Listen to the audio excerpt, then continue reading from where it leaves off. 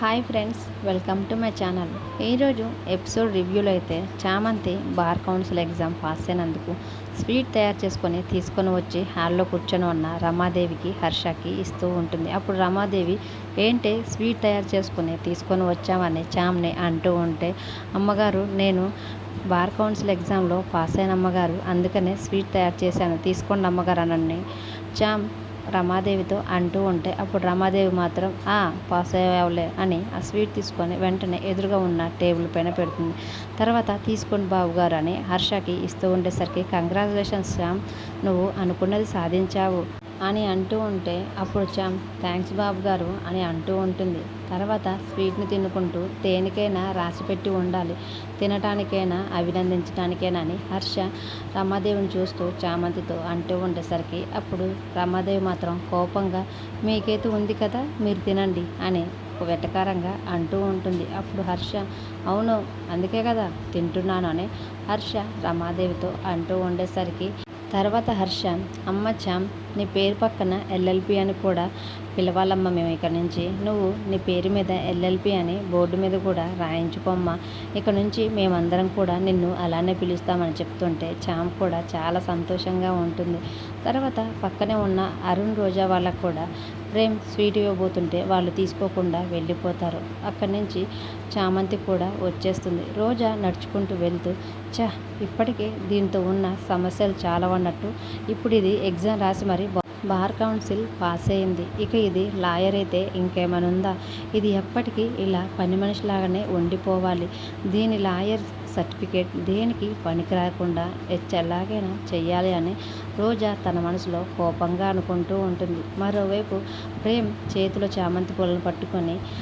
చామ్ తనకి ముద్దు పెట్టిన సీన్ని గుర్తు చేసుకుంటూ చాలా సంతోషంగా ఉంటాడు. అప్పుడే అక్కడికి చామ్ స్వీట్ని తయారు చేసుకొని తీసుకొని ప్రేమ్ బాబు అని అనుకుంటూ వస్తుండేసరికి, వస్తున్న చామంతిని చూసి ప్రేమ్ వచ్చావా చామ్, రా నీకోసమే ఎదురు చూస్తున్నానని అంటూ ఉండేసరికి, అప్పుడు చామ్ నేను మరి ఇంకొక ముద్దైతే పెట్టలేను అని అంటూ ఉంటుంది. అప్పుడు ప్రేమ్ మాత్రం అది కాదులే చామ్, నేను నీకు ఒక విషయం చెప్తానని అన్నాను కదా, నువ్వు బార్ కౌన్సిల్ ఎగ్జామ్ పాస్ అయినందుకు నిన్ను విష్ చేయటం మర్చిపోయాను, కంగ్రాచులేషన్స్ చామ్ అని ప్రేమ్ చామ్తో అంటూ ఉంటాడు. తర్వాత చామ్ థ్యాంక్ యూ బాబు గారు అని చెప్పి ఒక్కసారిగా ప్రేమ్ కాళ్ళ మీద పడి నన్ను ఆశీర్వదించండి బాబు అని అంటూ ఉంటుంది. అప్పుడు ప్రేమ్ ఏంటిది చామ్, లే పైకి అని అంటూ ఉండేసరికి,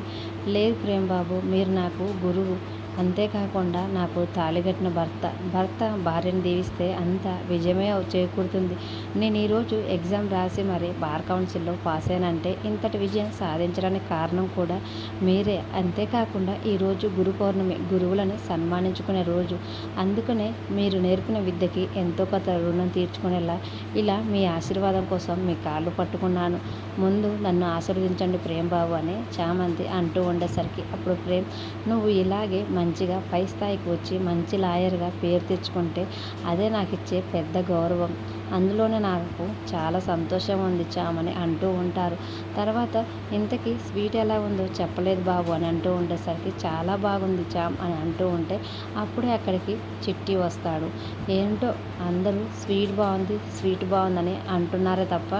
నేను తిందామంటే అది ఎలా ఉంటుందో నాకు అర్థం కావటం లేదని చిట్టి అంటూ ఉండేసరికి, అప్పుడు ప్రేమ్ మాత్రం నువ్వేం బాధపడకురా చిట్టి, త్వరలోనే స్వీట్ టేస్ట్ని తెలుసుకునేటట్లు కూడా రోబోట్ని తయారు చేసేస్తారు అని అంటూ ఉండేసరికి, అప్పుడు చిట్టి మాత్రం ఆ రోజు తొందరగా వస్తే బాగుంటుందని అనుకుంటున్నంత అంటూ ఉంటాడు. తర్వాత చామ్ అక్కడి నుంచి వెళ్ళిపోతే మాత్రం ఆ వెళ్ళిపోతున్న చామ్ను చూసి చిట్టి చామ్ ఎగ్జామ్లో పాస్ అయినందుకు తను ఎంత సంతోషంగా ఉందో కానీ మీరు మాత్రం చాలా సంతోషంగా ఉన్నారు కదా అని చిట్టి ప్రేమ్తో అంటూ ఉంటే, అంతే కదా నా చామ్ గెలిచింది, నా చామ్ ఎగ్జామ్ రాసి లాయర్గా రాబోతుంది, నాకు కాకపోతే ఇంకెవరికి అంత సంతోషం ఉంటుందని ప్రేమ్ చిట్టితో అంటూ ఉంటాడు. మరోవైపు నిష శ్రీమంతంలో ప్రేమ్ అన్న మాటని గొడవని తలుచుకుంటూ చాలా బాధపడుతూ ఉంటే, అప్పుడే నిష వాళ్ళమ్మ నిష దగ్గరికి వచ్చి ఇంకెంతసేపు అని అలా బాధపడుకుంటూ కూర్చుంటావే, లేచిరా టిఫిన్ చేద్దుగానని నిష వాళ్ళ అమ్మ అంటే అప్పుడు నిష నాకు ఆకలిగా లేదమ్మా, నా కడుపు రగిలిపోతుందని అంటూ ఉండేసరికి అప్పుడు నిష వాళ్ళమ్మ అందుకే కదమ్మా కొద్దిగా తినమని అంటున్నాను అని అంటూ ఉంటే అప్పుడు నిష మాత్రం నా కడుపు రగిలేది తిండి వలన కాదమ్మా, ఆ ప్రేమ్ ఎన్ని మాటలు అన్నాడమ్మా, ఎన్నేసి మాటలని ఎంతమంది ముందు మన పరువు తీసేశాడమ్మా అని నిష చాలా బాధపడుతూ ఉంటే అప్పుడే అక్కడికి నిష వాళ్ళ తండ్రి మినిస్టర్ వస్తాడు. నిష బాధపడుతుంటే చూసి వాడికి ఎంత ధైర్యం, నేను మినిస్టర్ అనే భయం కూడా లేకుండా ఎలా పడితే అలా మాట్లాడు, అసలు ఆ ఈడియట్ అయినా నా కూతుర్ని ప్రేమించి ఇప్పుడు ప్రెగ్నెంట్ని చేసి పెళ్లి చేసుకోనని అందరి ముందు అలా ఎలా అంటాడు, తన ప్రెగ్నెన్సీకి కారణం నేను కాదని అలా ఎలా అందరి ముందు చెప్తాడు అని నిష ఇంతలా బాధపడటానికి కారణమయ్యాడు అని మినిస్టర్ అంటూ ఉండేసరికి అప్పుడు నిష వాళ్ళమ్మ మరి మనం ఏం చేస్తామండి, ఆ అబ్బాయి అసలు నాకు సంబంధమే లేదు అని చెప్తుంటే మనం ఏం చేయాలని అంటూ ఉంటే అప్పుడే అక్కడికి రోజా వచ్చి ఏం చేయాలని అలా వదిలేస్తే ఎలా పిండి గారు అని అంటూ ఉంటుంది. తర్వాత మినిస్టర్ కూడా ఏం చేయాలమ్మా, ప్రేమ్ అసలు నాకు సంబంధమే లేదని అందరి ముందు చెప్పేశాడు కదా, ఇప్పుడు మనం ఏం చేసినా ఏం ప్రయోజనం ఉంటుందని మినిస్టర్ రోజాతో అంటూ ఉండేసరికి అప్పుడు రోజా మాత్రం బాబాయ్ గారు ప్రేమ్ ఎవరు, హర్షవర్ధన్ కొడుకు, మీకు ఎంత ఆస్తి ఉందో వాళ్ళకి కూడా అంతే ఆస్తి ఉంది, అలాంటప్పుడు ఈరోజు ఒక అమ్మాయి రేపు ఒక అమ్మాయి అనే మైండ్ సెట్తో ప్రేమ్ ఉంటాడు, ఎలాంటి తప్పు చేసినా తన తండ్రి తనను కాపాడగలడనే నమ్మకంతో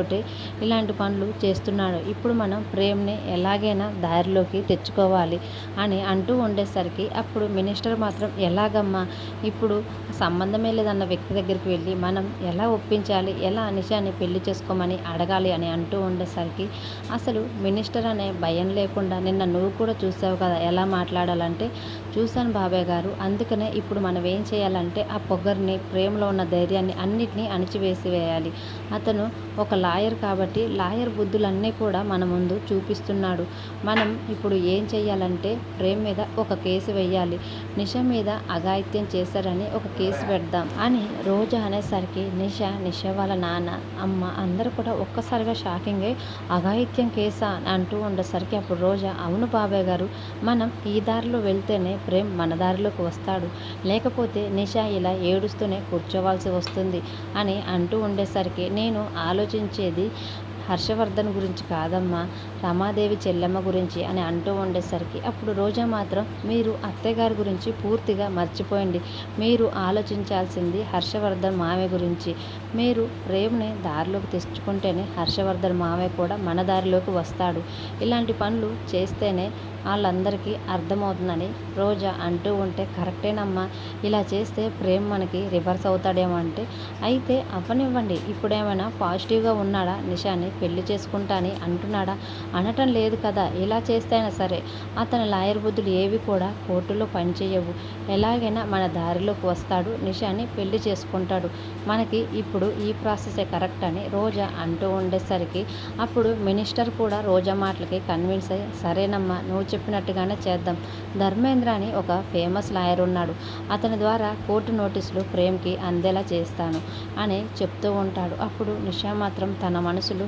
వీళ్ళందరూ కూడా ప్రెగ్నెన్సీకి కారణం ప్రేమే అనుకొని ఇలా కేసుని స్ట్రాంగ్ చేయాలి, నోటీసులు పంపాలని అనుకుంటున్నారు, అసలు ప్రేమ్ నా ప్రెగ్నెన్సీకి కారణం కాదు కదా, ఎలాగైనా నేను ప్రేమ్ని దక్కించుకోవాలంటే ఫేక్ రిపోర్ట్స్ని సంపాదించాలి, అప్పుడే నేను ప్రేమ్ చేత్తో నా మెడలో 3 ముళ్ళు వేయించుకోగలనని నిషా తన మనసులో అనుకుంటూ ఉంటుంది. తర్వాత రోజా కూడా మీరింకా ఏం భయపడబాకండి బాబాయ్, ఎందుకంటే ఒకవేళ కోర్టులో డిఎన్ఏ టెస్ట్ చేపియమని చెప్పినా కానీ ప్రేమ్ది నిషాది డిఎన్ఏ టెస్ట్ పంపిస్తే అప్పుడు వచ్చిన రిజల్ట్స్ ద్వారా అయినా నిషా ప్రెగ్నెన్సీకి కారణం ప్రేమే అని అందరి ముందు ప్రూవ్ అవుతుందని అంటూ ఉంటుంది. తర్వాత శర్మగారు గుడిలో వ్యాస మహర్షికి పూజ చేస్తూ ఉంటాడు. అప్పుడే చామంతి అక్కడికి వచ్చి శర్మగారు ఏం చేస్తున్నారని అడుగుతూ ఉంటే ఈరోజు గురు పౌర్ణిమ కదమ్మా, వ్యాస మహర్షి గారికి పూజ చేస్తున్నాను, మనకి గొప్ప వేద వ్యాసాలు వేదాంతాల గురించి ప్రతిదీ పరిచయం చేసింది ఆయనే కాబట్టి అంతటి గొప్ప వ్యక్తికి ఈరోజు గురు పౌర్ణిమ సందర్భంగా పూజ చేస్తున్నానమ్మా అని అంటూ ఉంటే అప్పుడు చామంతి కూడా అవును పంతులు గారు, ఆయన మహాభారతం లాంటి గొప్ప కావ్యాన్ని మన అందరికీ అందించాడు, ఏది ధర్మమో ఏది అధర్మమో మనకి తెలిసేలా చేశాడు అని చామ్ కూడా అంటూ ఉంటే తర్వాత పూజ పూర్తయిపోయిందమ్మా చామ్ ఇంకో అని అందరికీ అక్కడ ఉన్న భక్తులందరికీ కూడా హారతి హారతి ఇస్తూ ఉండేసరికి తర్వాత ఏమేం చామ్ ఈరోజు నీ ముఖం చాలా కాంతివంతంగా ఉందమ్మా అని పంతులు గారు చామ్ని అడుగుతూ ఉండేసరికి అప్పుడు చామ్ నేను బార్ కౌన్సిల్ ఎగ్జామ్ పాస్ అయిపోయాను శర్మ గారు అని అంటూ ఉంటే ఎంత మంచి శుభవార్త చెప్పావమ్మా. ఈరోజు గురు పూర్ణిమ సందర్భంగా నువ్వు పాస్ అయ్యావన్న వార్త చాలా సంతోషంగా ఉందమ్మా అని చెప్పి తర్వాత నువ్వు చేయవలసిన పూజ ఆషాఢ మాసం వెళ్ళిపోయిన తర్వాత శ్రావణ మాసంలో మొదటి శుక్రవారం నుంచి మొదలవుతుందమ్మా చామంతి గుర్తుపెట్టుకొని అంటూ ఉంటే అలాగే శర్మగారు అని చెప్పి చామంతి గుడి దగ్గర నుంచి వచ్చేస్తుంది. తర్వాత హాల్లో రమాదేవి, చంద్రిక, హర్ష ఇంకా గ్లాస్ టేబుల్ని క్లీన్ చేసుకుంటూ చామంతి కూడా ఉంటారు. అప్పుడే చంద్రిక హర్షవర్ధన్ గారికి టాబ్లెట్స్ ఇస్తూ ఉంటుంది. రోజా మాత్రం ఇంకా ఏంటి కోర్టు నుంచి నోటీసులు రావాలని పోస్టు ద్వారాగా రావాలి కదా, ఇంకా రావటం లేదేంటి అని తన మనసులో అనుకుంటూ ఉండేసరికి అప్పుడే ఒక పోస్ట్ మ్యాన్ వచ్చి పోస్ట్ వచ్చిందని చెప్పడంతో ఒక్కసారిగా రోజా చాలా సంతోషపడుతుంది. ఎస్, నేను అనుకున్నట్లుగానే వచ్చేసింది అని అంటూ ఉంటే ఆ పోస్ట్ తీసుకొచ్చిన వ్యక్తి ప్రేమ్ అంటే ఎవరని అడుగుతూ ఉండేసరికి నేనే అంటే మీకు కోర్టు ద్వారా నోటీసులు వచ్చాయని చెప్తాడు. నాకు నోటీసులా, ఎవరు పంపించారని వెంటనే అతని దగ్గర నుంచి నోటీసులు తీసుకొని ఇంటి లోపలికి వచ్చి ఒక్కసారిగా ఆ నోటీసును ఓపెన్ చేసి షాక్ అవుతూ ఉంటాడు. చామ్ కూడా ఏంటి బాబు ఇంతలా షాక్ అవుతున్నాడని వెంటనే అతని దగ్గరికి వచ్చి బాబు గారు ఒకసారి ఈ నోటీస్ నాకు ఇవ్వని, నేను కూడా చూస్తానని తీసుకొని ఆ నోటీస్ అంతా చూసి ఒక్కసారిగా షాక్ అవుతుంది. తర్వాత వెంటనే నిషా అమ్మగారు ప్రేమ్ బాబు అఘాయిత్యం చేశారని కోర్టులో కేసు వేశారు, కోర్టుకు కూడా రేపే రావాలని నోటీసులు పంపించారని చాలా బాధగా చెప్తూ ఉండేసరికి ఆ మాట విని హర్ష, చంద్రిక అందరూ ఒక్కసారిగా షాక్ అవుతుంటే రోజా మాత్రం దీనికి ఎందుకు, దీని పనేదో ఇది చూసుకోవచ్చు కదా అని తన మనసులో అనుకుంటూ చాలా సంతోషపడుతూ ఉంటుంది. తర్వాత హర్ష వీళ్ళది ఇలాంటి వ్యక్తిత్వం, ఎంత ధైర్యం ఉంటే కేసు వేస్తారు, ఇలాంటి పనులు ఎలా చేయాలనిపిస్తుందని హర్షవర్ధన్ చాలా కోపంగా అంటూ ఉంటే రమాదేవి మాత్రం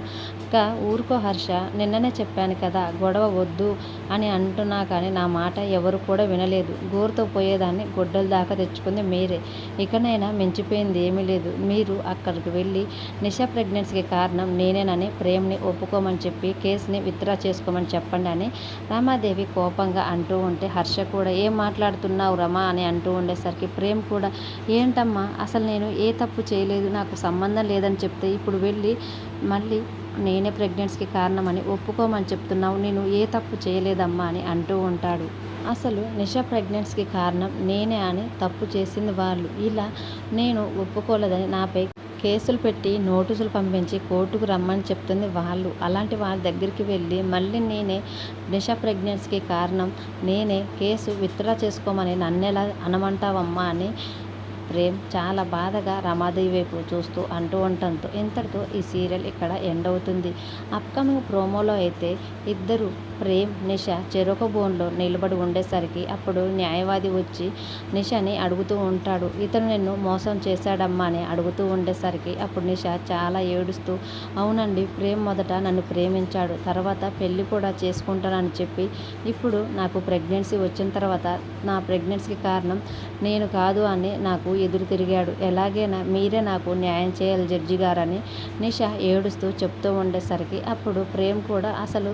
నాకు ఎలాంటి సంబంధం లేదు, అన్యాయం జరిగింది నాకు, మీరు నా తరపున ఆలోచించండి అని అంటూ ఉండేసరికి అప్పుడు జడ్జి గారు కోర్టుకు కావాల్సింది ఆధారాలు, వాస్తవాలు,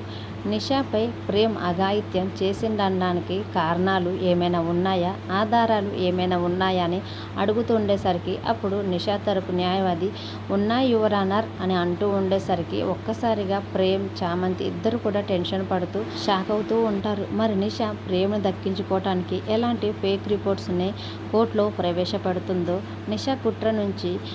ప్రేమ్ని చామంతి ఏ విధంగా బయటికి తీసుకువస్తుందో, ప్రేమ్ని ఎలా కాపాడుకుంటుందో, నిషకి ఎలాంటి బుద్ధి చెప్తుందో అనేది అప్కమింగ్ ప్రోమోలో చూద్దాం. ఈరోజు సీరియల్లో మీకు ఏ బాగా నచ్చిందో కామెంట్ రూపంలో తెలియజేయండి. వీడియో నచ్చితే ప్లీజ్ లైక్ చేసి మన ఛానల్ని సబ్స్క్రైబ్ చేసుకోండి. Thank you for watching.